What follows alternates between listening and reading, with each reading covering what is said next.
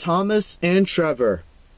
Trevor the traction engine enjoys living in the vicarage orchard on the island of Sodor. Edward the blue engine once helped to save him from being turned into scrap. So now Trevor lives at the vicarage and the two engines are great friends. Edward comes to see Trevor every day. Sometimes Trevor is sad because he doesn't have enough work to do. "I do like to keep busy all the time," Trevor sighed one day, "and I do like company, especially children's company."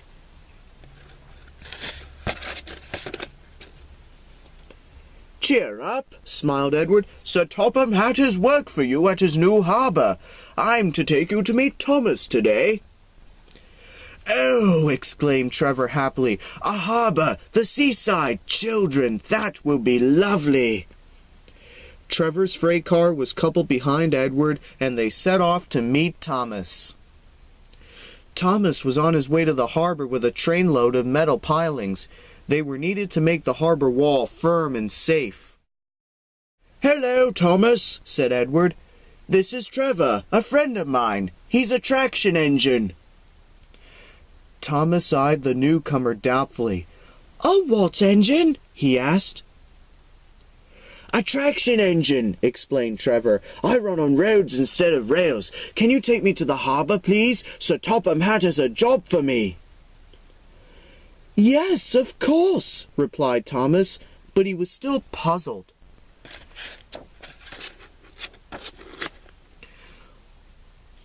Workmen coupled Trevor's freight car to Thomas's train, and soon they were ready to start their journey. "I'm glad Sir Topham Hatt needs me," called Trevor. "I don't have enough to do sometimes, you know, although I can work anywhere, in orchards, on farms, in scrapyards, even at harbours."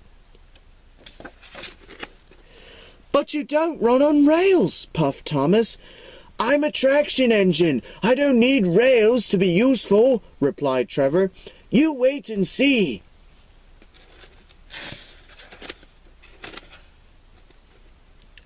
When they reached the harbor, they found everything in confusion. Freight cars had been derailed, blocking the line, and stone slabs lay everywhere. "We must get these pilings through," said Thomas's driver. "They're essential. Trevor," he said, "we need you to drag them round this mess."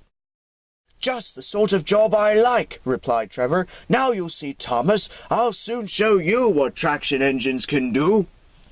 Trevor was as good as his word. First he dragged the stones clear with chains, then he towed the pilings into position. "Who needs rails?" he muttered cheerfully to himself.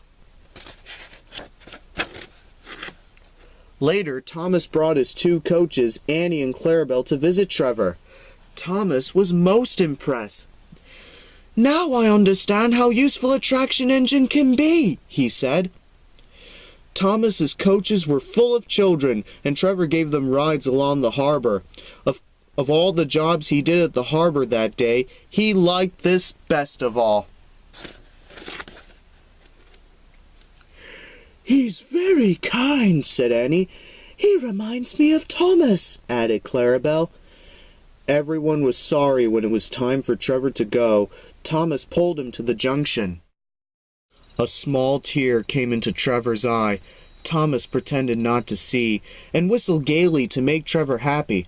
"I'll come and see you if I can," Thomas promised. "The vicar will look after you, and there's plenty of work for you now at the orchard, but we may need you again at the harbour some day."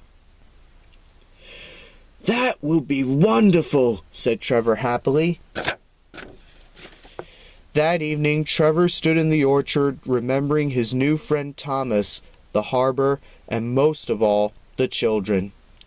Then he went happily to sleep in the shed at the bottom of the orchard.